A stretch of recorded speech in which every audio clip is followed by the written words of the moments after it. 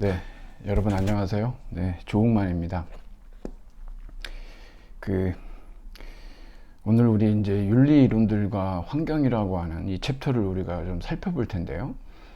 우선 여러분 오늘은 조금 뭐라 그럴까요? 이 전통적인 윤리 이론들을 크게 우리가 세 가지, 사실은 이제 그 사회경영론까지 하면 네 가지인데 크게는 세 가지입니다. 이 세 가지 어떤 자연법 목적론적 전통이라고 하는 자연법 목적론적 윤리학이 있고, 그리고 여러분 잘 아시는 공리주의, 그리고 또 칸트주의가 있죠. 의무론적 윤리학이 있는데, 이렇게 이제 크게 세 가지의 어떤 윤리 이론과 그리고 장단점을 우리가 좀 살펴볼 겁니다. 네. 사실 이 정도만 우리가 살펴봐도 어떤 사례나 이런 것들이 나와 있지 않아서 그러죠. 거의 웬만한 어떤 도덕 철학 개론의 한 3분의 2 정도 해당한다고 보시면 돼요. 그래서 상당히 많은 양이고, 그리고 여러분들이 처음 접하시는 분들은 조금 어려우실 수가 있습니다. 그런데 걱정 안 하셔도 되는 건 왜 그러냐 그러면, 우리가 이제 여기에서 전통적인 윤리 이론들을, 장단점들을 살펴보면서 넘어가지만, 사실은 그 다음부터 이제 제기되는 많은 이제 환경 관련 논쟁들이 여기서부터 비롯되기 때문에, 당장 우리가 이제 다음 시간만 해도, 여러분 경제학 있지 않습니까? 네. 경제학의 도덕적인 기초가 뭐냐 그러면 공리주의예요. 네. 그리고 그때는 다시 우리가 여기로 돌아와 가지고 공리주의 부분들을 여러분들이 다시 한번 서베이를 해보시면, 리뷰하고 그러면은, 여러분들이 그런 식으로 해서 이 2장은 그렇게 정리하시면 됩니다. 계속 왔다 갔다 하셔야 될 겁니다. 뒤에 나가면서도 계속 여기 있는 이러한 주장들을 원용하고 있거든요.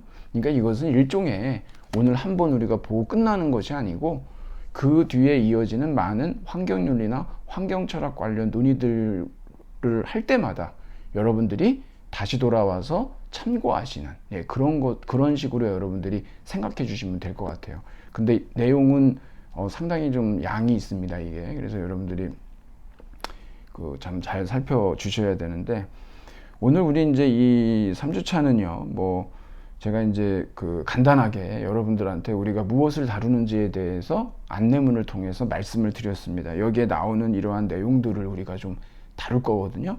그러니까 여러분들이 미리 한번 읽어보시고, 그리고 저하고 순서대로 우리 이제 교재를 살펴보면서 그렇게 나아가도록 그렇게 하겠습니다. 우선 이제 토론 사례로 나온 게 왜 멸종 위기종을 보호해야 하는가. 네. 이런 것들도 한번 여러분들이 한번 생각해 보실 필요가 있죠.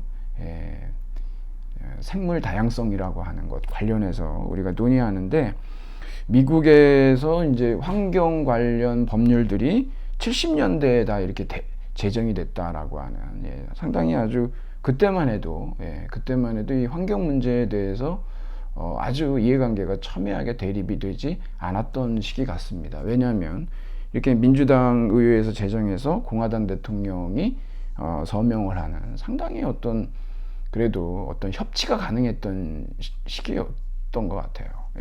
지금은 어림도 없겠죠.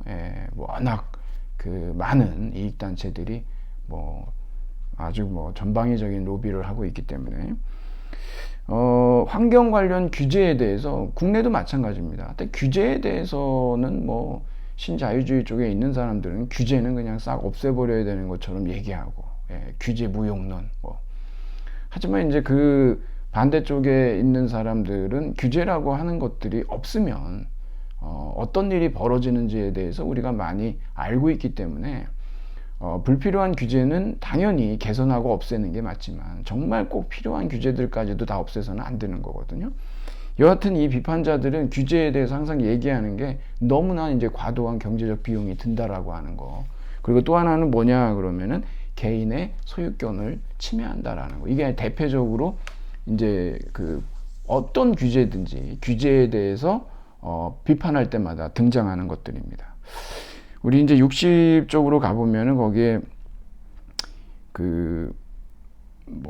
경제 성장 또 발전의 가치 이런 거 얘기하면서, 이거 이제 와이즈 유스라고 그래가지고 우리가 현명하게 잘 이용하면 되지, 굳이 무슨 뭐 도롱뇽 소송이니 뭐 이런 거 해가지고 뭐 KTX 천성산 그 터널까지 막을 필요가 있냐라고 이제 주장들을 하는 거죠. 예, 여러분 아마 우리도 이제 보게 되는데 이 지율 스님이 그때 이제 단식 농성도 하시고 그랬었는데 여러분들이 보면은 아 무슨 도룡뇽 소송이야 그러는데 여러분 이거 우리 이제 공부해 보시면 이러한 소송이 어떻게 해서 가능한지를 여러분들이 아시게 되고 이것은 정말 그 한국의 어떤 그 환경운동의 한 획을 그은 놀라운 사건인 거거든요.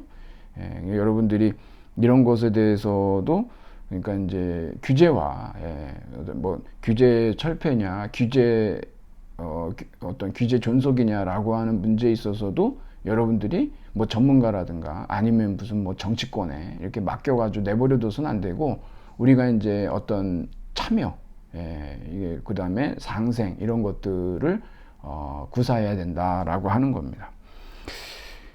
뭐 그리고 여러분 그 밑에서 두 번째 단락의 그 맨 마지막 줄에 보면은 여기에 보면은 손실 보상이 있습니다.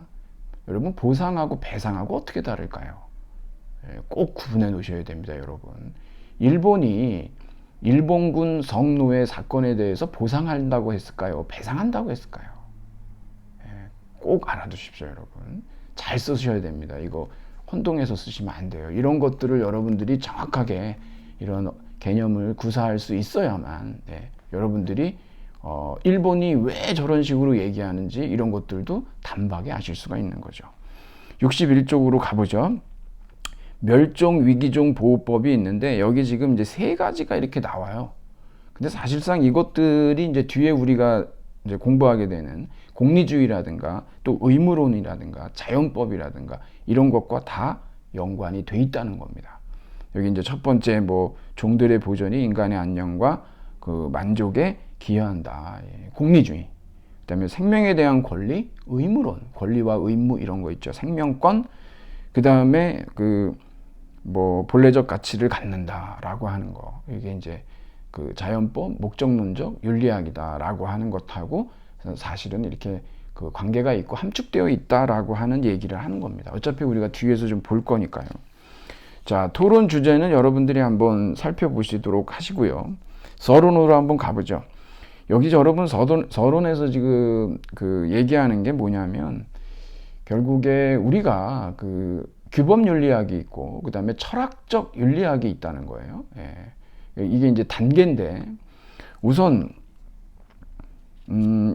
뭐 앞에 부분은 여러분들이 좀 뭐 그 앞에 지금 저희가 얘기했던 그것에 대해서 언급을 해놓은 것이니까 그 여러분들은 64쪽에 위에서 두 번째 단락에 보면 거의 두 번째 줄이죠. 의사결정을 과학 전문가나 당파에 사로잡힌 정치에 넘겨주지 않는 접근 방식은 바로 우리가 주의 있고 엄밀하게 추론하는 것이다 라고 하는 겁니다.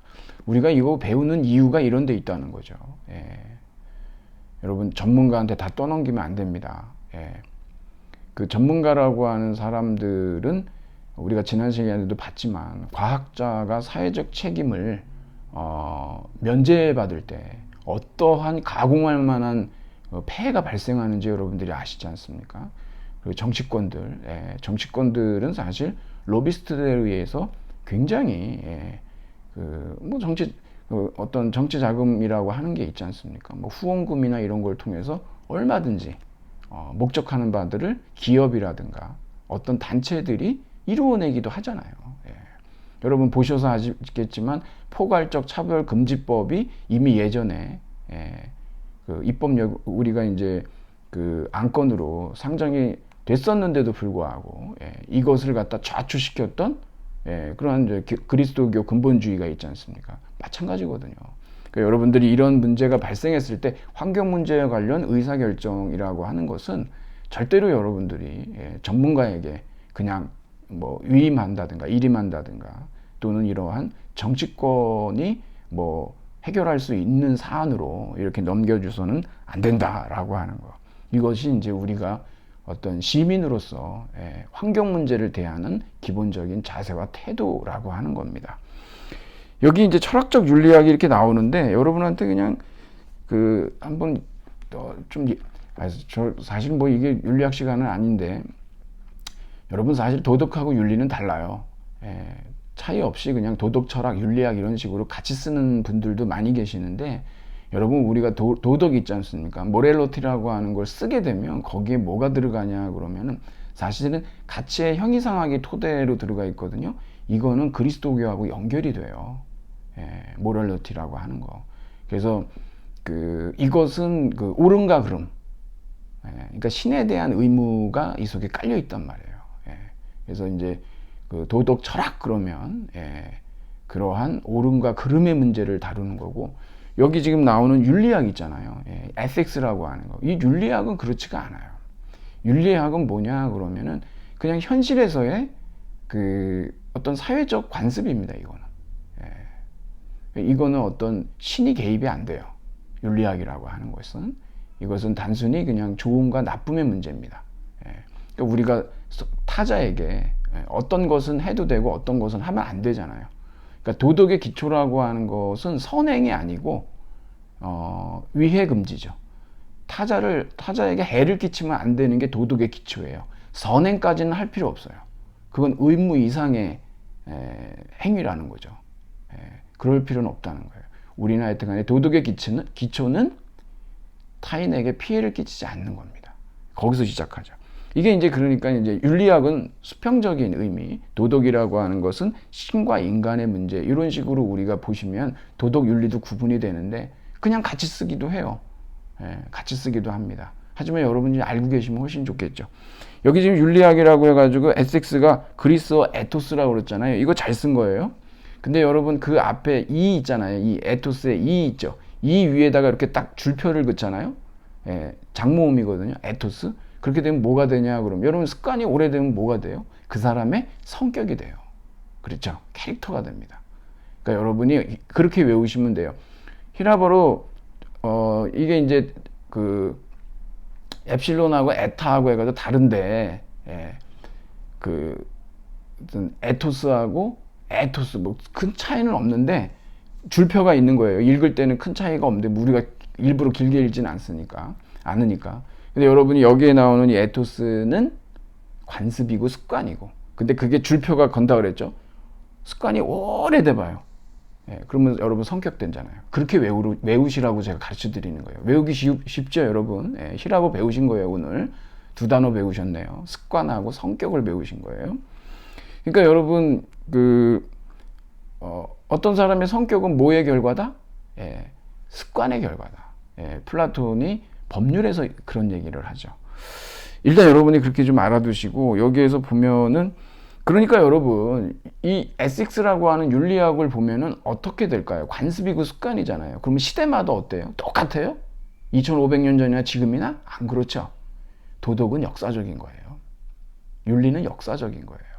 그렇죠? 다릅니다, 이게.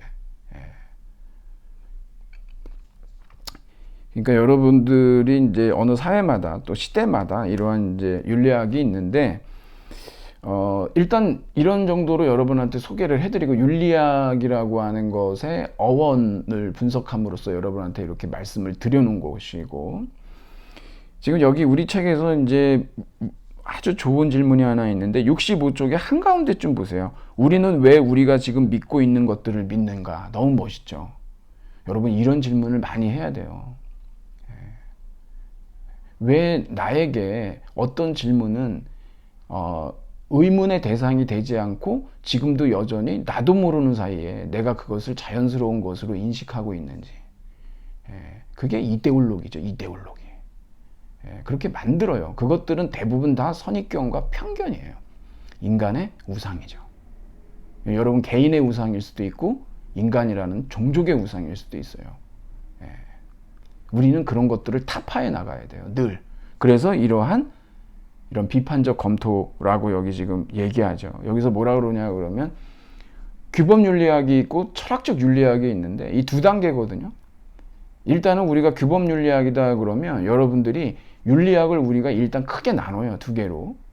이렇게까지 여러분들이 자세하게 뭐 할 필요는 없지만 윤리학 자체, 그러니까 도덕 자체에 대한 학문이 있습니다. 이게 뭐라고 그러냐 그러면 메타윤리라고 그래요. 메타윤리. 윤리에 대한 윤리죠. 이거 분석윤리라고 그러는데 이것은 우리 여러분들하고는 관련이 없고 이거는 이제 전공에서 우리가 이제 좀 더 이렇게 깊이 다루죠. 이 도덕적인 것에 뭐 어떤 개념이라든가 뭐 정당화라든가 뭐 인식 방식 뭐 이런 것들에 대한 논의인데 이거는 좀 우리는 아예 제쳐놓고 또 뭐가 있냐 그러면 메타윤리학 말고 규범윤리학이 있어요. 여러분 규범윤리학은 크게 뭘로 나뉘냐 그러면 크게 또 두 가지로 나뉘어요.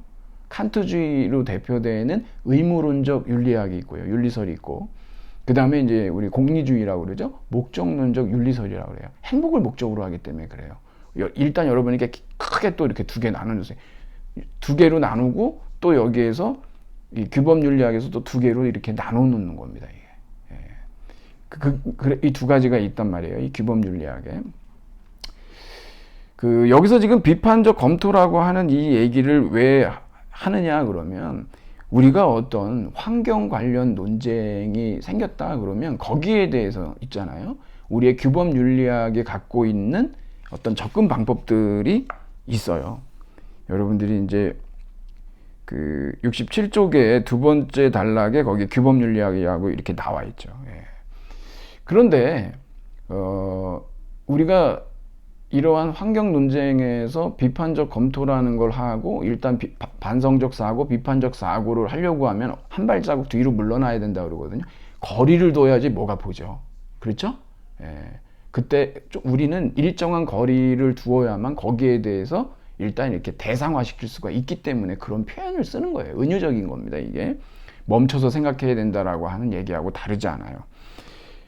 그런데 여기 이제 그런 차원에서 소위 이제 도덕의 역사성이죠. 예, 도덕이라는 것이 어떤 환경적 의식, 도덕적 의식이 한계가 있고 그 한계들을 어떻게 넘어가는지.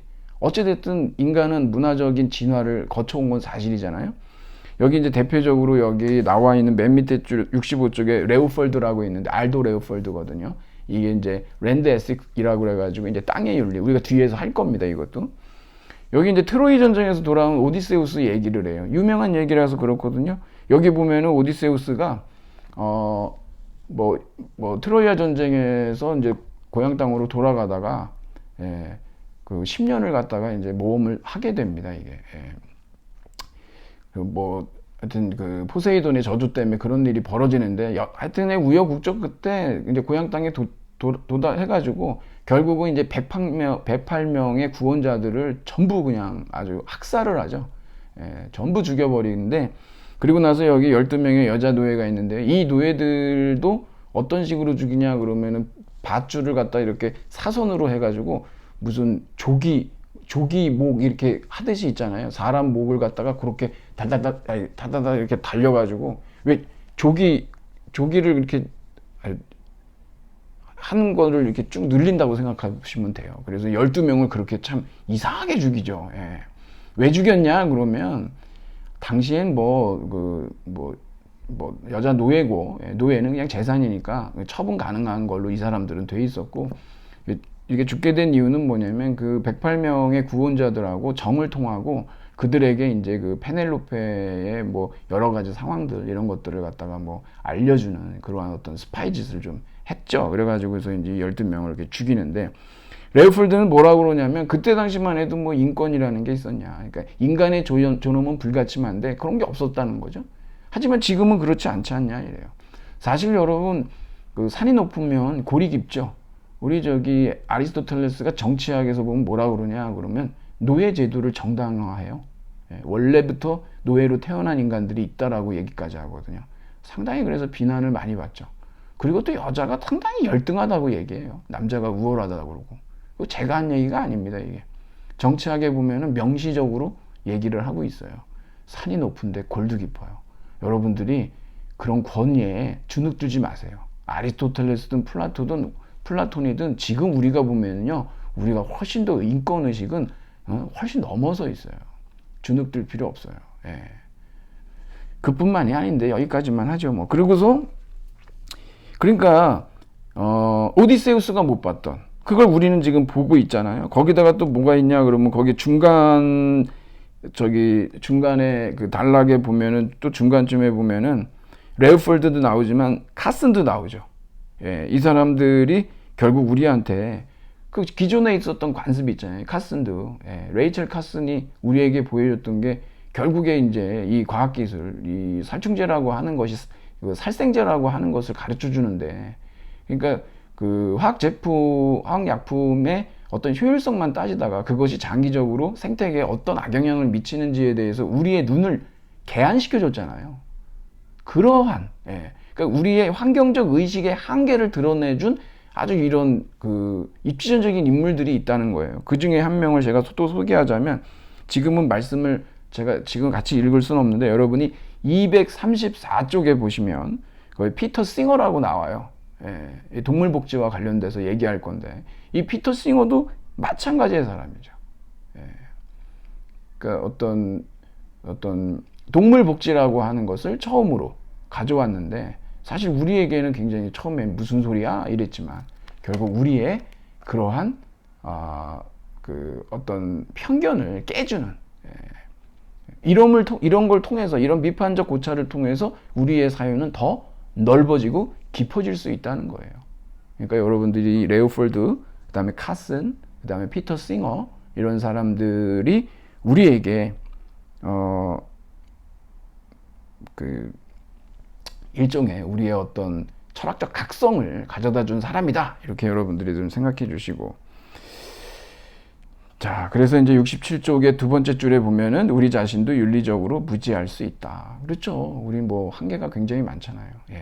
우리는 편견과 선입견을, 그것도 새로운 선입견이 또 생기고, 편견, 젊은 편견, 오래된 편견, 막 계속 그렇습니다. 그래서 인간은 늘 자신의 사유에 대해서 비판적 고찰을 하고, 그러지 않게 되면 잘못하면 정말 생각지 못했던 자신이 가장 되고 싶지 않았던 누군가가 될 수도 있어요.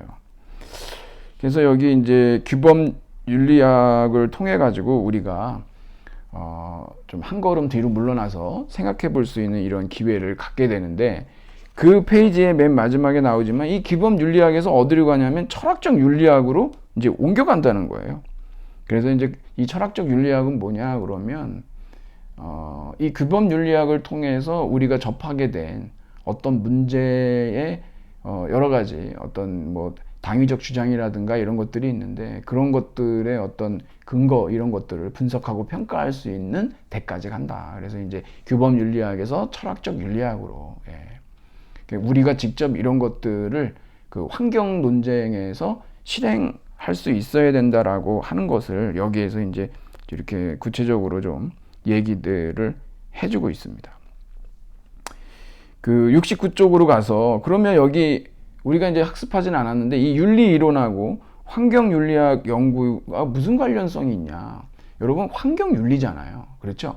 여러분, 환경 윤리나 환경 철학이라고 하는 건 규범 윤리학이, 우리가 지금 얘기했던 규범 윤리학이 순수 규범 윤리학이 있고 응용 규범 윤리학이 있는데, 응용 규범 윤리학에 해당하는 것이 환경 윤리예요.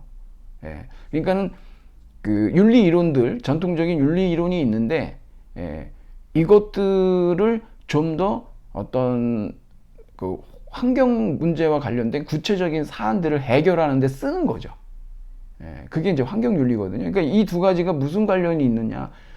이게 바로 이제 응용 규범 윤리학으로서의 관계성을 얘기하는데, 여하튼 여기에서는 뭐 권리, 책임, 유용성, 공동선이라고 해가지고, 공동선이라 그래서 적어도 공통 언어가 이제 마련이 되어 있다라고 하는 것이고, 두 번째는 이미 우리 사고방식에 이런 것들이 들어와 있단 말이에요. 우리가 이제 이런 논의들 뭐 해가지고 많이 배웠기 때문에.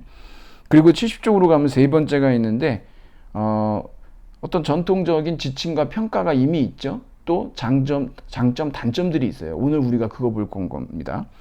그리고 네 번째로는 뭐냐 그러면, 사실상 우리 이 전통적인 윤리학 있죠. 그 전통적 윤리학 이론들에 대해서 이 환경 윤리는 도전을 해요. 왜 그러냐면 전통 윤리로 해결이 안 되는 문제에 우리가 부닥치게 됩니다. 그래서 환경 윤리로는 안 돼요. 나중에 우리가 그래서 환경 철학으로 넘어가는 거예요. 여하튼 전통적인 윤리 이론이 지금 우리가 맞닥뜨리고 있는 많은 환경 관련 문제들에 대해서 속 시원하게 해결책을 제시하지 못하고 있고, 그로 인해서 이 환경 윤리에서 전통 윤리 이론들이 상당히 이제 도전을 맞게 되는 그러한 이제 지점까지 우리가 보게 될 겁니다. 자, 그러면 이제 우리 나가보죠. 이 세 가지를 볼 건데 장단점을 보는데 여러분 이게 좀 분량이 많고 제가 이렇게 말씀드리지만 여러분들이 제 이 설명만 듣고 끝나서는 안 되고 이거 여러 번 여러분들이 읽어보셔야 돼요. 이거 이렇게 모래처럼 손으로 잡으려고 그러면 자꾸 빠져나갑니다, 이게. 근데 이게 계속 잡아가지고 꼭꼭 눌러서 여러분의 손에 이렇게 가지고 있을 수 있도록 여러 차례 여러분들이 이 부분은 반복할 필요가 있습니다. 왜냐하면 이러한 어떤 이것 지금 나름대로 굉장히 잘 정리되어 있는 거예요. 일반 도덕 철학 개론서의 3분의 2 정도에 해당하는 내용이 오늘 우리가 배우는 이 부분이에요. 이게 몇 장 속에 다 들어가 있는 거예요, 이게요. 그러니까 여러분들이 좀 어렵고, 왜냐하면 이렇게 굉장히 줄여서 얘기를 하고 있기 때문에 그런 부분들이 있죠. 근데 핵심만 잘 간추려 놓은 거예요. 괜찮습니다. 그런 면에서. 우선 여러분 자연법 전통, 그 다음에 목적론과 덕들 그랬는데, 환경윤리와 관련된 가장 오래된 윤리적 전통 중에 하나가 자연법 또는 목적론적 전통이다. 여기에서 두 사람이 등장하는데요. 아리스토텔레스 그리고 토마스 아퀴나스. 사실 이 토마스 아퀴나스는 아리스토텔레스 라인이에요. 아우구스티누스가 이제 플라톤 라인이죠. 어차피 여러분 그런 라인들이 중세도 그러고 근대도 그러고 현대도 마찬가지입니다. 이런 것들이 어떤 인간의 좀 어떤 과학적 전통과 종교적 전통이랄까? 그래서 이제 면면이 흘려가고 있는데 이러한 사상의 계보를 좀 파악하고 있으면은 뭐 괜찮죠. 도움이 좀 되죠. 여러분들 여기 두 번째 단락에 아리스토텔레스는 윤리학과 과학을 우리가 오늘날 구분하는 것처럼 그렇게 명확하게 구분하지는 않았다. 이거 굉장히 중요한 거예요, 여러분. 우리는요, 지난 시간에도 제가 여러분한테 말씀드렸지만 사실로부터 당위 또는 가치를 연역하면 이게 무슨 오류라고 그랬습니까? 자연주의적 오류라고 그랬죠. Naturalistic fallacy라고 그래가지고 주의무어라고 하는 사람이 이걸 주장했다고 말씀드렸어요. 물론 데이빗 휴미 처음에 이 얘기를 했지만 여러분 사실은 뭐냐 그러면 과학이에요. 그리고 당위, 가치는 뭘까요? 도덕이에요. 그러니까 지금 우리는 뭐냐 그러면 과학적 사실에서 도덕적 가치를 끌어낼 수 없다는 거예요. 이건 우리가 지금 논리학 차원에서는 오류기 때문에 이건 뭐 더 이상 하나만한 얘기거든요. 아리스토텔레스는 그게 없어요. 사실에서 당위 끌어내는 거에 대해서 큰 문제를 제기하지 않아요. 왜? 이 사람은 기본적으로 이런 구분이 안 돼 있어요. 여러분 여기서 말하는 과학이라는 거 이거 19세기 중반에 처음 쓰기 시작한 말이지 아리스토텔레스한테 가면 과학이라고 안 하고 자연학이라고 그래요. 피지카라고 그럽니다. 피지카. 그러니까 여기 아리스토텔레스는 생물학과 심리학에 대한 연구가 윤리학의 필수적인 부분이라고 생각했는데 이렇게 나오죠. 여러분 사실 아리스토텔레스는 과학자예요. 아버지도 의사였잖아요. 집안이 그래요. 그러니까 요즘 라인이 이 사람은 뭐냐 그래서 사실은 생물학자예요. 생물학자입니다. 그러니까 이걸 우리 뭐라 그러냐 그러면 형이상학적 생물학이라고 그러거든요. 여러분 아리스토텔레스가 생물학자인 거 모르셨죠? 과학자입니다. 이 사람 의사 집안이고. 그래서 여기에서 지금 생물학하고 윤리학이 융합이 되어 있는 거예요. 아무 이상이 없어요, 이 사람한테. 그러면 여러분이 훨씬 이해하기가 쉬울 거예요. 아리스토텔레스는요, 뭘 이해한다? 그거는 뭘 얘기하냐? 그러면 이 사람은 그 원인학을 이해하면은 이해하는 거라고 그랬어요. 이 ITR라고 그러는데, 원인들 이해. 이 존재의 4원인설 있잖아요. 이거 되게 유명하죠, 4원인설. 여기서 보면은 진료인, 형상인, 작용인, 목적인. 여러분 이런 것까지 여러분들이 뭐 자잘한 것까지 알고 가시려고 그러면 되게 힘든 얘기고, 여기 뒤에 이제 설명이 나오지만 여러분 진료하고 물질은 달라요. 진료라고 얘기할 때는 반드시 형상하고 쌍이에요. 지금으로 얘기하면 진료는 뭐냐면 재료공학, 화학 뭐 이렇게 되고 그 다음에 여기 형상은 뭐냐면은 과학의 법칙 있죠. 구조 같은 거. 예. 그리고 작용인이라고 하는 거는 뭐 능동인이라고도 얘기하고 운동인이라고도 얘기하고 이러는데 어떤 이제 여기서 이제 의자다 얘기하면 목수죠. 예. 목수가 만드는 거니까. 예. 변화의 주체인 거예요. 그 다음에 이제 목적인이 있는데 여러분 이게 중요한 거예요. 이 파이널 코즈라고 그러는데 항상 뭐든지 무슨 목적을 지향한다는 건데 그게 생물학이잖아요. 생물학. 예. 그래서 생물학하고 이 목적인하고 잘 만나는 거예요. 이게. 아무 이상이 없어요. 이 사람한테는. 그래서 여러분이 그 다음에 읽어보시면은 뭐 그 사원인설에 대해서 구체적으로 예를 들어 주고 있고 그 다음에 이제 그 72쪽에 두 번째 단락에 보면은 목적인이 있는데 여기에서 이 사람이 말하는 목적이라고 하는 건 뭐냐 여기 텔로스라고 그러죠. 텔로스. 예. 여러분 텔레올로지 그러면 목적론이라고 그러잖아요. 그리고 여기서 보면은 이러한 어떤 그러니까 그 도토리는 결국 상수리 나무가 되죠. 예, 그게 목적이에요. 도토리의 목적은 상수리 나무인 거예요. 그 얘기를 하는 거예요. 그리고 이 에르곤이라고 하는데 이거 펑션이거든요. 지금 우리나라 말로 우리 현대로 말하면은 그리스어로 에르곤이라고 그러는데 펑션인데 그러니까 도토리의 고유한 기능은 결국 상수리가 되는 거잖아요. 목적 텔로스도 결국 그거예요. 텔로스가 끝이란 뜻이에요. 끝. 예. 도토리의 끝은 상수리 나무죠.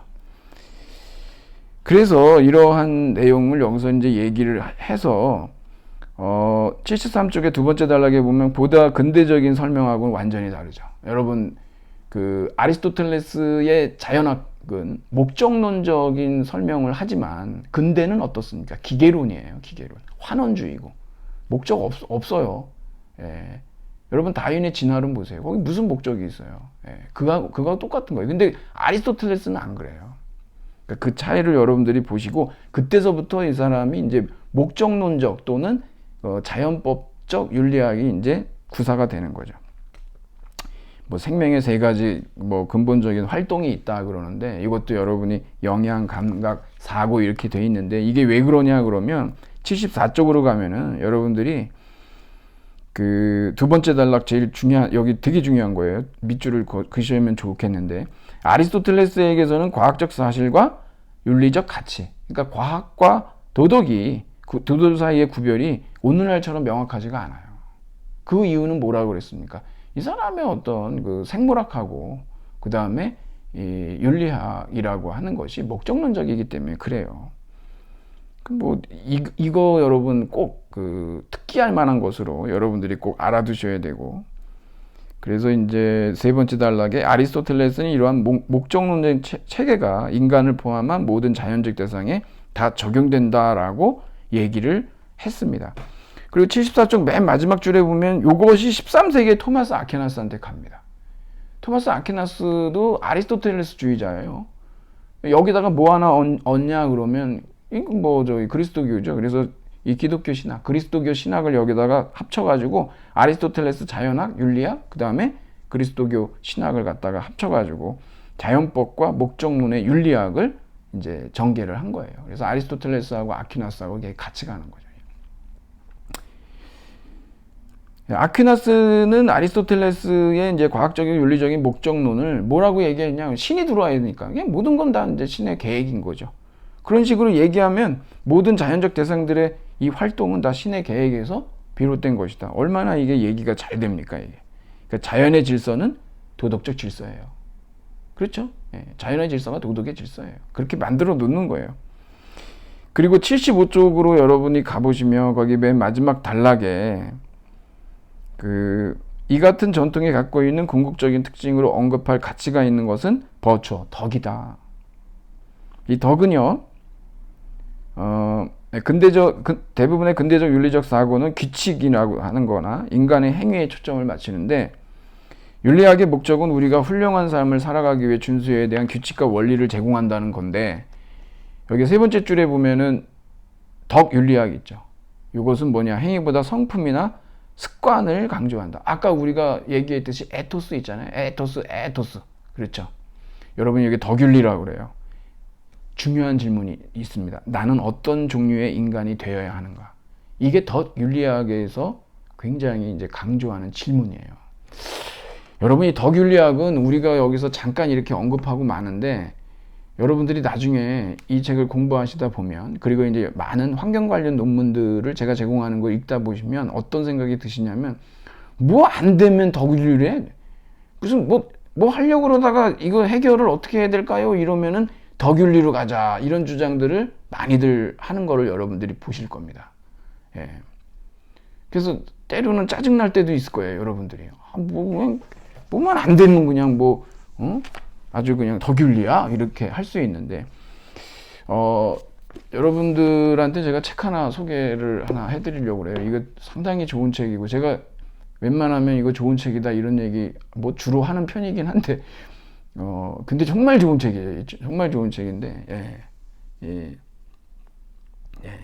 이 맥킨타이어의 이제 애프터버처 덕의 상실이라고 그랬는데 여러분 이 책은요 얼마나 대단한 책이냐 그러면 여러분들이 이 책을 읽으시고 이해를 하신다 그러면 여러분은 상당한 지식이 있으신 거예요. 무슨 말인지 모르실 거예요. 이거 읽어보셔가지고 이게 그렇게 쉽게 들어올 수가 없고 굉장히 많은 지식이 있어야 돼요. 이 알래스테어 맥킨타이어 이 책이 왜 좋은 책이냐 그러면 좋은 책의 특징들은 공부를 엄청나게 많이 했을 때 읽으면은 인사이트를 확 줘버려요. 이런 책들이. 근데 그러지 않고 읽을 때는 짜증밖에 안 나요. 뭔 소린지를 알 수가 없어요.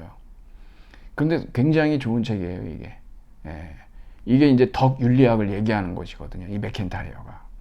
특히 여러분 여기 제 9장에 보면 니체인가 니체인가 아리스토텔레스인가 라고 하는 그 9장이 있는데 그걸 가지고 이 덕전과 덕후 뭐 이런 식의 덕후와 덕전인가 이렇게 나뉘어요.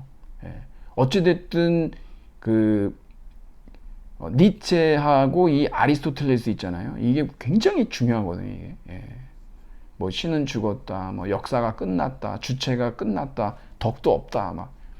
근데 어떤 그런 종언에 대한 얘기들, 어떤 상실, 뭐 이런 것들에 대한 얘기들이 현대의 많은 담론 중에 하나이기는 한데, 근데 여러분 정말 그 9장에서 니체하고 아리스토텔레스 이렇게 대비해서 이렇게 나오는 부분을 보면요.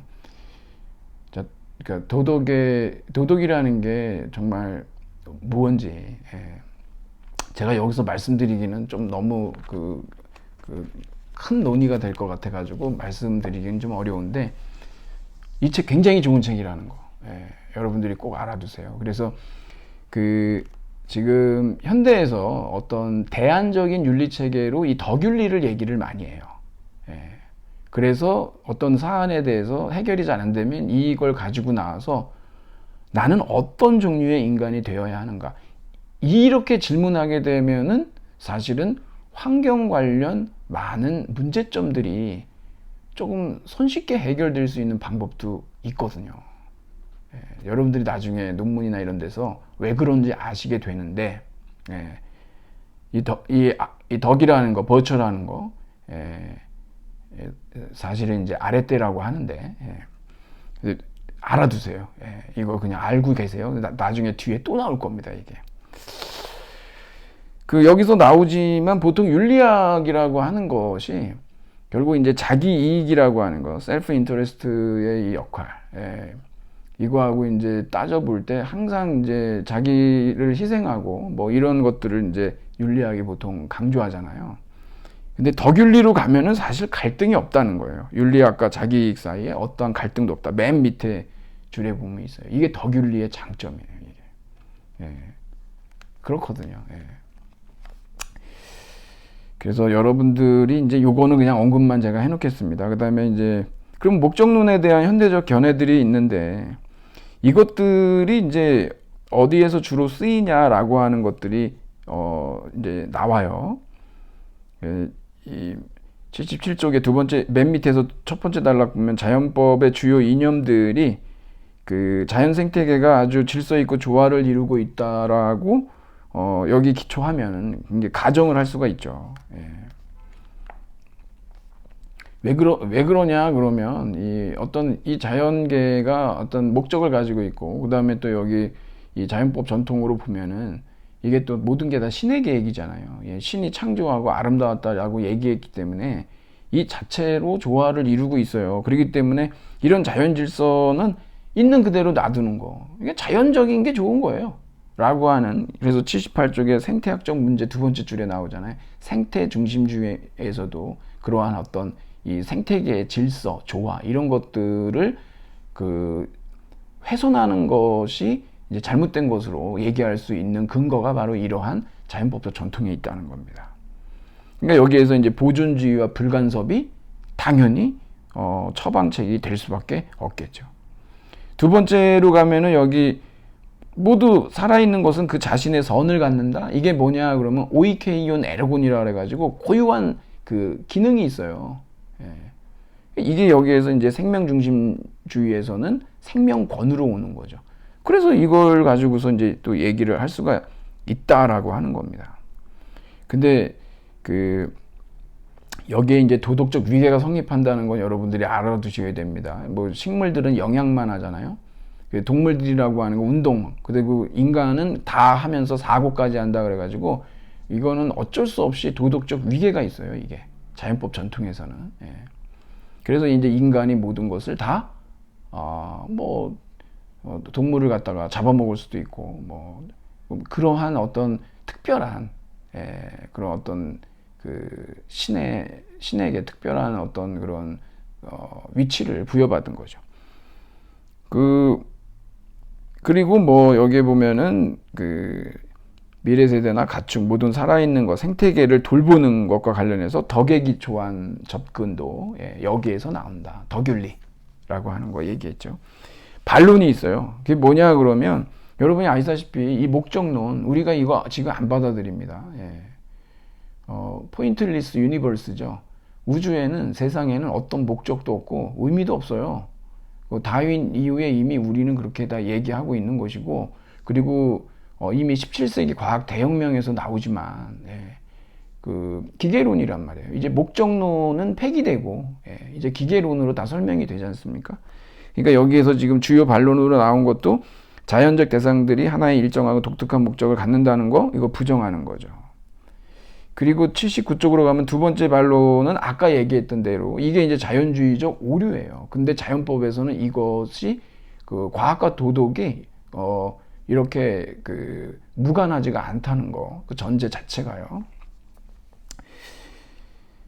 한번 읽어보시고, 그래서 여기 이제 18세기 데이비 휴미 나오죠. 이렇게 할 수 없다라고 하면서 80쪽으로 가게 되면 첫째 단락의 규범적 결론들은 자연적인 사실들로부터 연역될 수가 없다. 사실과 당위, 사실과 가치의 간극이라고 불리는데 목적론적 윤리학의 가장 심각한 도전 중 하나다. 그렇죠.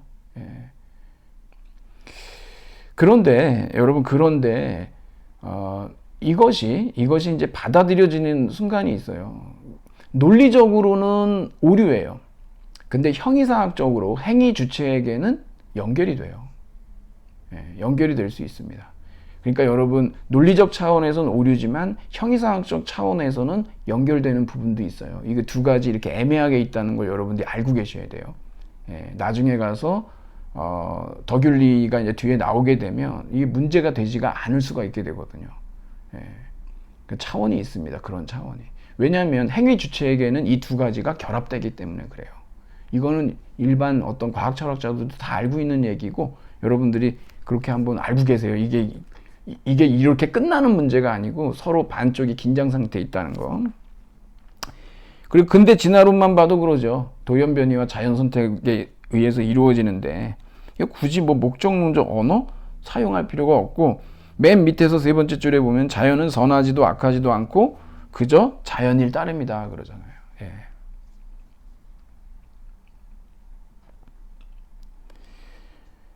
그러니까 기독교적인 자연은 뭐냐 그러면 신이 창조하고 좋았다라고 하는, 상당히 이 자연은 아름다운 거고 조화로운 거라고 하는 그러한 가치평가가 들어가 있는데, 다윈의 진화론에서 보는 자연이라고 하는 건 그런 게 없죠.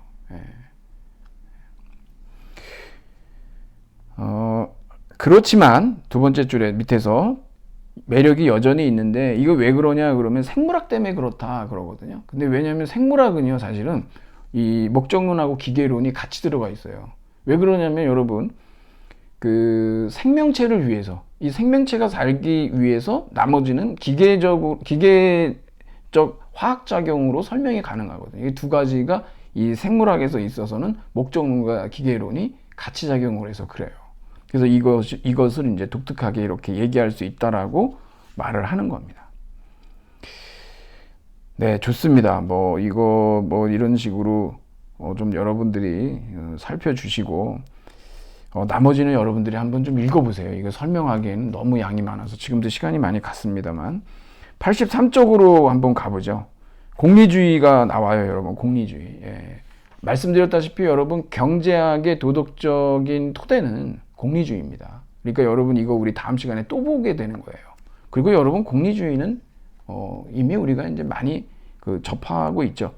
84쪽으로 가면은 이 제레미 벤담하고 두 번째 줄에 위에서 19세기 존 스튜어트 밀, 뭐 애덤 스미스 뭐 이렇게 얘기하는데, 공리주의 추론은 경제학, 공공정책, 정부 규제에 영향력을 갖고 환경정책에서 되게 중요한 역할을 해요.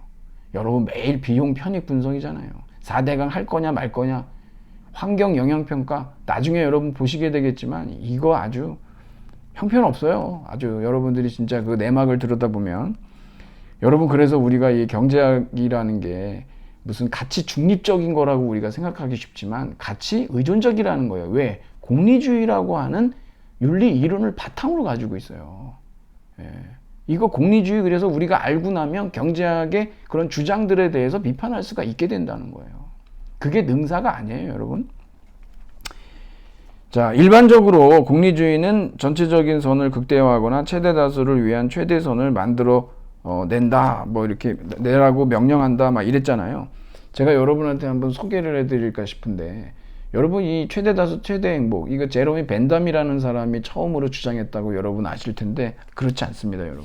제가 여러분한테만 특별히 알려드리는 건데, 여러분 한번 잘 보세요. 범죄와 형벌, 체사레 베카리아라고 하는 사람입니다. 여러분, 이 책은 법철학에서도 굉장히 유명한 책인데요. 여러분, 이거 한인석 교수님 있죠. 이 선생님 이제 번역하셨는데, 체사레 베카리아. 이 책이 결국 고문하고 사형을 이제 폐지해야 된다는 그런 주장을 하고 있고, 아주 놀라운 책입니다. 근데 이 책에서 최대 다수에 의한 공유된 최대의 행복이라는 말을 처음으로 했고, 그리고 벤담이 이 체사레 베카리아의 이 책의 서문에서 그 영향을 받아가지고 이런 주장을 하게 된 거예요. 원래는 여기서 나왔어요, 여기서. 여러분 모르셨죠? 제레미 벤담이 그냥 자기가 했다고, 아니에요. 제레미 벤담이 여기서 책에서 아예 얘기를 해요. 이 사람한테 자기가 이걸 가져다 쓰는 거라고. 근데 우리는 이제 벤담으로 알고 있지만, 그래서 여러분한테 한번 소개를 드린 거고, 공리주의는 항상 어떤 도덕적인 옳음이라고 하는 것이, 그 기준이 뭐냐 그러면 결과에 달려 있다는 거죠. 그래서 우리가 공리주의는 consequentialism이라 해가지고 결과주의라고도 얘기해요. 그리고 여러분, 여기 또 목적론이라고도 얘기해요. 앞에도 목적론이 있었지만 여기에서도 우리가 공리주의를 목적론적 윤리설이라고 하는 이유가 뭐냐 그러면, 항상 무엇을 목적으로 하냐 그러면 행복을 목적으로 하는데, 행복은 선이나 마찬가지예요. 선을 목적으로 하고 행복을 목적으로 해요. 근데 그 선이나 행복이 뭐냐 그러면은 쾌락이라고 한다면 쾌락주의적 공리주의가 되는 거거든요. 그래서 그런 의미에서, 그런 어떤 행복을 목적으로 하고 있다라고 하는 의미에서 목적론적 윤리설이라고 이렇게 얘기를 합니다. 여러분들이 혼동하시면 안 되고. 그리고 공리주의는 이제 유용성이라는 거, 유틸리티 있죠. 유용성의 원리를 중요하게 생각하죠. 그게 바로 공리죠, 공리.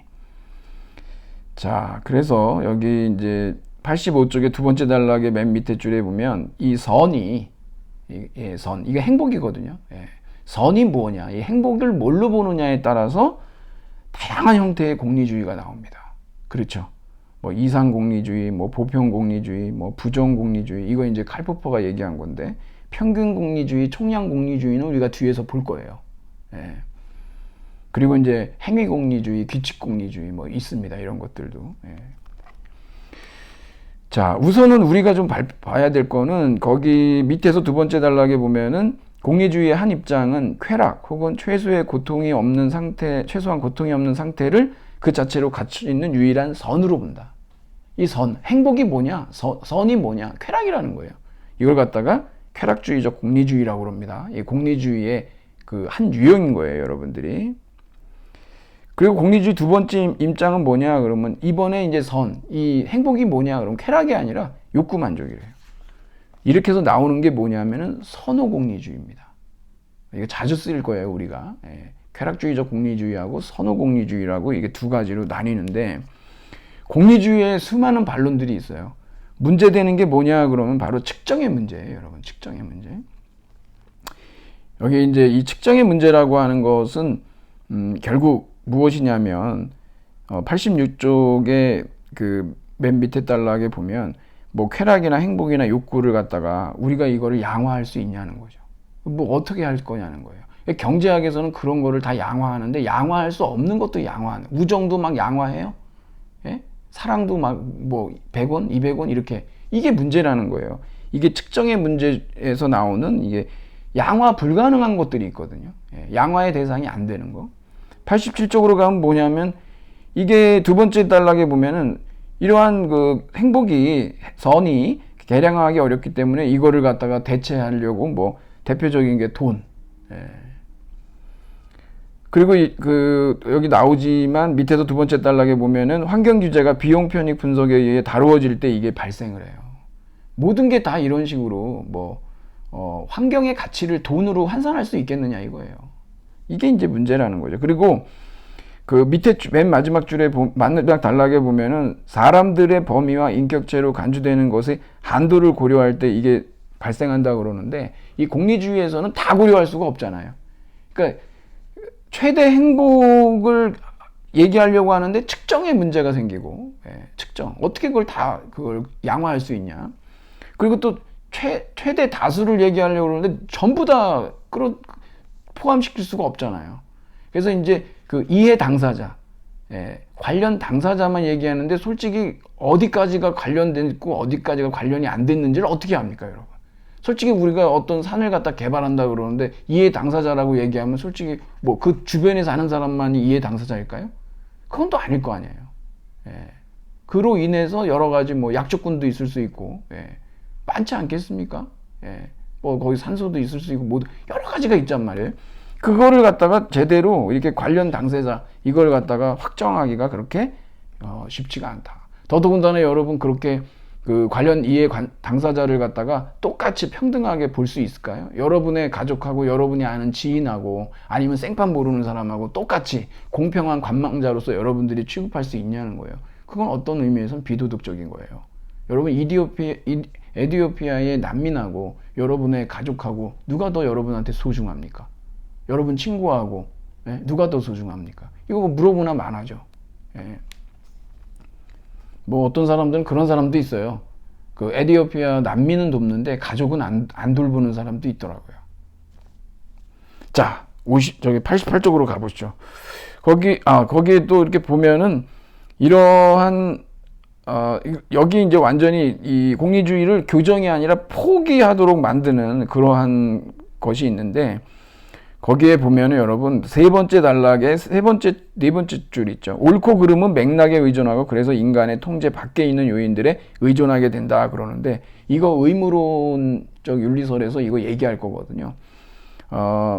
여기 여러분 당위 가능 원칙이라고 하는 게 있어요. 여러분이 91쪽으로 한번 가보죠. 91쪽. 뭐 어차피 91쪽에 여러분들이 가보시면 이 의무론은요. 결과보다는 원리에 따라서 행동하는 거예요. 원리에 따라서. 근데 거기 의무론의 두 번째 단락에 보면 공리주의에 대한 중요한 반론이다 그러면서 나오죠. 여러분 이거를 한번 쭉 읽어보시면 맨 마지막에 뭐라 그러냐면 당위는 가능을 함의한다라고 나와 있어요. 이게 auto implies can이라고 그러거든요. 해야만 한다라고 하는 건 할 수 있다는 걸 함축한다는 거예요. 그런데 공리주의에서 보면은 결과에 의해서 그 결과가 좋으냐 나쁘냐에 의해서 그 행위의 옳고 그름이 판단이 되잖아요. 근데 그 결과는 사실 우리의 영역 밖에 있죠. 우리가 어떻게 그 결과를 갖다 컨트롤 불가능하잖아요. 그러니까 할 수 없는 거를 갖다가 하라고 하는 거가 똑같다는 거예요. 마치 이런 거죠. 무리를 걸어 이런 거예요. 어떻게 무리를 걷냐 이거죠. 할 수 있는 거를 얘기를 해야 되는데 할 수 없는 거를 하기 때문에 바로 이것이 이제 공리주의를 뭐 완전히 포기해야 되는 것이 아니냐는 되게 강력한 비판이 되겠고, 그리고 또 뭐가 있냐면 여러분 그 다음에 이렇게 나오는 건 뭐냐면 이런 경우 있죠. 친구를 배신하는 게 여러분한테 엄청난 이득을 가져다 줄 수도 있어요. 근데 사실상 그 결과가 그러니까 윤리적 이기주의든 아니면 공리주의니까 우리가 이제 친구를 배신하는 게 뭐 많은 사람들에게 오히려 그 이득이 된다라고 하는 상황들이 있을 수 있잖아요. 그랬을 때 우리가 이런 거죠. 결과가 좋더라도 원리적으로 잘못된 행동이 있지 않냐. 배신행위. 그것도 친한 친구를. 너도 인간이냐? 뭐 이렇게 우리가 얘기할 수 있잖아요. 그런 얘기를 여기서 하고 있는 겁니다. 이건 다 의무론적 윤리설에서 하는 비판이죠. 서로 이제 교차 비판을 하는 겁니다. 공리주의에 대한 뭐 현대적 견해들 89쪽으로 와보고 그 다음에 여러분 90쪽으로 오셔서 여러분들이 그 부분들을 한번 이렇게 한번 읽어보세요. 이게 그 경제학하고 밀접한 연관이 있다는 거. 그리고 91쪽으로 가면 여기 의무론이 있는데 일단 처음에 제가 얘기했던 것처럼 다항의 가능 원칙은 말씀드렸고 91쪽의 맨 마지막 줄에 보면 칸트의 윤리학은 우리가 통제할 수 있는 것에 대해서만 책임질 수 있다는 주장과 더불어서 시작한다라고 이렇게 얘기를 합니다. 자, 그러면 칸트가 얘기하고 있는 칸트는요, 인간 중심주의죠. 예, 칸트주의는 인간 중심주의인데, 이거 우리가 나중에도 또 논의를 할 겁니다. 뭐, 동물권 이런 거 관련해서도 얘기를 할 건데, 인간은 어떻게 보냐, 그러면 자율적이고 합리적인 존재라는 거예요.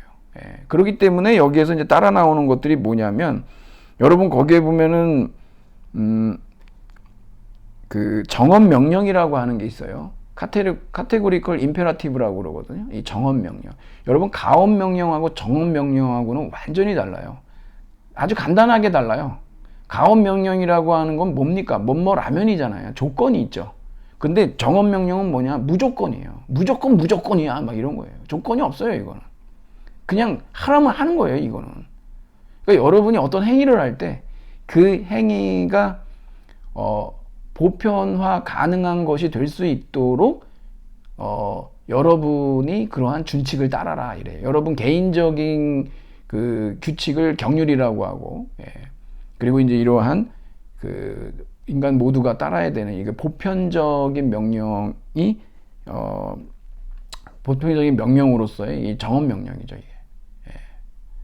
그러니까 여러분 여기 합리적 원리는 정언적이고 보편화된 것이다 라고 이렇게 얘기하잖아요. 정언이라고 하는 것은 무조건적이고 보편화가 된 것이다. 이렇게.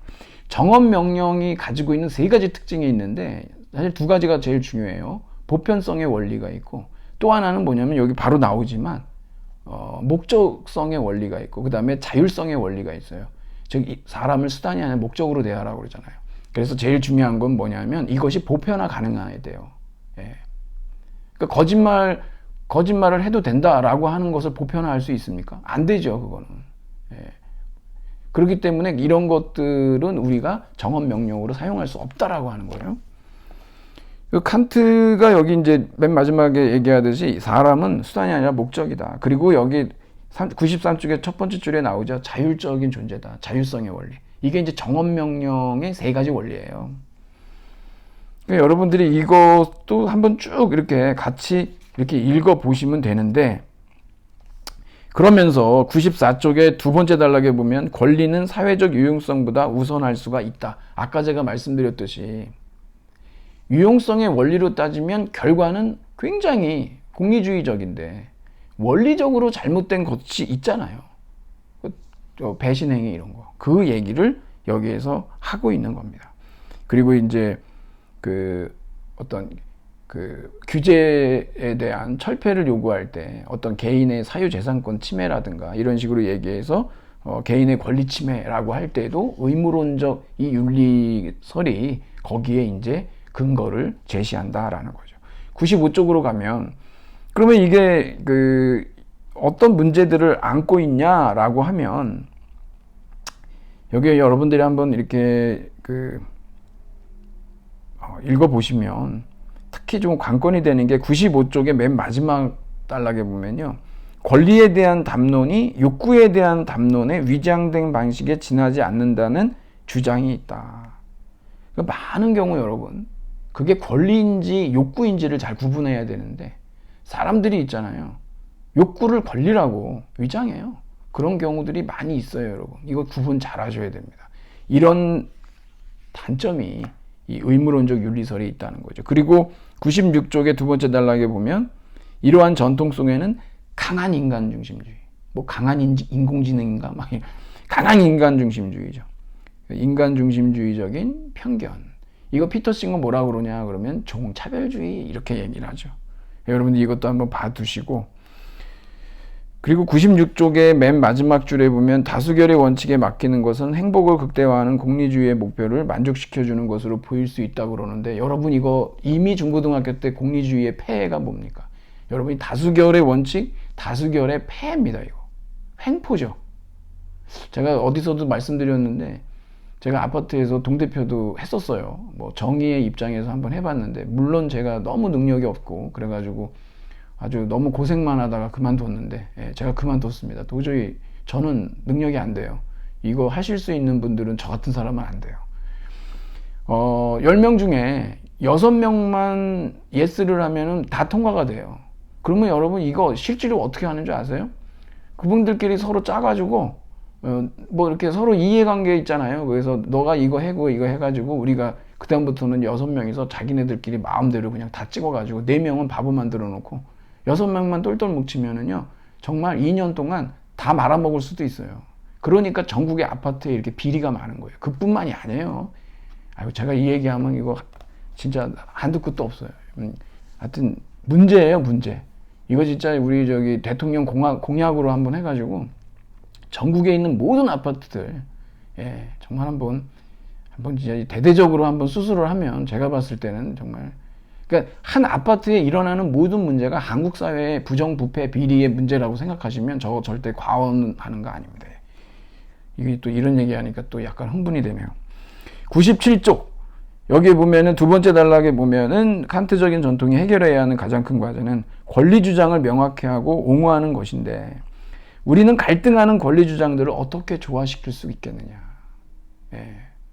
그렇죠. 여러분 한번 생각해 보세요. 소유권과 소유권이 갈등을 해요. 서로 여기 자기 소유고 이게 자기 소유고 이걸 어떻게 해결할 수 있냐. 이 방법 어떻게 찾아봐야 되거든요. 그건 뭐냐 그러면 소유권에 대해서 개념을 재정립하면 돼요. 자기 집 앞마당이라고 거기다가 그러면은 방사성 폐기물 묻어도 되는 겁니까? 쓰레기 매립해도 되나요? 내 땅이니까? 그거는 소유권이 아니에요. 많은 사람들이 자기 소유면 아무렇게 맡겨도 되는 줄 알아요. 여러분 아시죠? 인간의 기본권이라는 거 제한이 가능해요. 법률로서. 비례성의 원칙에 의해서. 저는 너무 그렇게 아파트에서 그래요. 자기 집에서 이거 먹을 수 없는데 고기 구워 먹어요. 그래가지고 막 난리가 나서 전화하고 막 이러면 내가 내 집에서 고기 구워 먹는데 숯불로 구워 먹는 거예요. 딴 게 아니고. 내 집에서 숯불로 구워 먹어서 불이 나든 말든 내 집인데 네가 무슨 상관이냐고. 그래가지고 진짜 소방차가 출동을 했었습니다. 여러분 저는 싫어 아니면 얘기를 안 해요. 정말이에요. 여러분 이게 그런 일이 많아요. 생각보다 우리 정말 제정신 차리고 살기 쉽지 않습니다. 자, 그리고 여러분 98쪽에 환경윤리학과 종교적 원리들이 있는데 이거는 여러분들이 한번 쭉 읽어보시면 될 것 같은데 저는 이제 그냥 간단하게 얘기를 좀 드릴게요. 그러니까 종교와 환경윤리학이 상당히 밀접한 관련이 있어요. 세 개 종교가 있는데 그 종교가 환경에 대해서 어떤 태도를 취하느냐에 따라서 많이 달라질 수 있거든요. 특히 그리스도교 같은 경우는요. 지금은 많이 입장을 바꿨지만 옛날에 리닌 화이트라고 하는 사람이 지금 환경 파괴의 원인은 그리스도교 때문이다. 왜 그러냐면 구약에 보면 생육하고 번성하라. 그래가지고 이 땅을 갖다가 인간에게 그냥 맡겨가지고 인간이 그냥 다 또 더미넌트예요. 마음대로 막 파괴할 수도 있고 이렇게 그런 사고방식으로 엄청나게 오다가 네, 죄송합니다. 그러다가 이제 현대에 와가지고서는 너무 심각하니까 또 이제 이런 그 신학자들이 새로운 또 입장들을 밝히죠. 하여튼 여러분 99쪽 한번 읽어보시고 그러면서 103쪽의 관리인하고 같이 연결해서 여러분들이 보시면 됩니다. 100쪽의 자연의 신성, 그리고 101쪽에 이제 이게 생명옹론, 네. 그리고 102쪽에 사회정의와 실천 뭐 이런 게 있어요.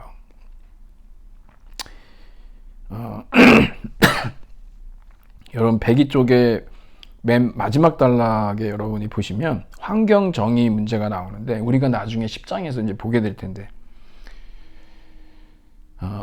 여러분 우리 이런 거 많이 알고 있지 않습니까? 여러분 미세먼지 배출을 줄여라.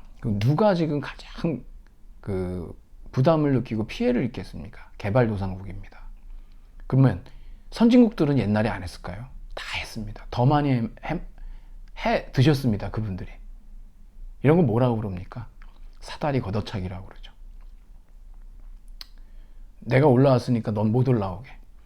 그래서 지금 어떤 탄소 배출과 관련해서 개도국에다가 선진국이 막 강제로다가 뭐 줄여야 된다고 압력을 막 가하고 이러는데, 그리고 뭐 지적 재산권 막 강화하고 그러는데, 선진국이 될 때까지 했던 그 정말 그 작태들을 보면요 장난이 아니죠. 그렇게 해서 선진국이 된 거예요. 여러분 착취 아니군 자본주의에서 이게 못한단 말이에요. 그래 놓고서는 지금 미세먼지 줄여라, 탄소 배출 줄여라. 거기에 대한 선진국의 마땅한 응분에 보상이 있어야 돼요. 줄이는 대신에 우리가 그만큼 경제성장 못하니까 너희들이 그만큼 돈을 대야 된다는데 그건 안 해요. 부담만 주는 거예요. 본인들이 처음에 보호무역 하다가 유치산업도 막 보호하고 막 이랬었거든요. 애덤 스미스도 그래요. 그랬다가 나중에 자기네들이 어느 정도 규모가 커지니까 그때서부터는 자유무역 해야 된다. 보호무역 안 된다. 무슨 그런 이데올로기가 있습니까? 그게 이제 우리가 나중에 보게 되는 이런 환경정의, 글로벌한 환경정의의 문제들이 나오는 거예요. 하여튼 뭐 여러분 그때 가서 우리가 좀 보도록 하고, 네, 제가 오늘은 여러분들하고 크게 자연법, 그 다음에 목적론적 윤리학하고 그 다음에 공리주의하고 의무론 이 세 가지의 장단점들을 한번 쭉 살펴봤는데, 이건 그냥 우리가 여기서 절대 끝나는 게 아니고 제가 그 다음에 이제 우리 또 경제학 관련해서 또 얘기를 할 텐데, 거기에 가서 다시 우리 공리주의 제가 여러분한테 다시 물어볼 겁니다. 그러면 여러분들이 거기 읽어보고 아 맞다 이래가지고 다시 여러분들이 상기하시면 돼요. 그런 식으로 해서 계속 풀어나갈 테니까 여러분은 오늘 이 부분에 대해서는 반복해서 숙지하시는 그런 그런 식으로 여러분들이 하시면 될 것 같습니다. 네, 그럼 오늘 여기까지 하도록 하고, 또 다음 시간에 여러분 또 준비 잘 해서 여러분 또 만나도록 그렇게 하겠습니다. 여러분 애쓰셨습니다. 고맙습니다.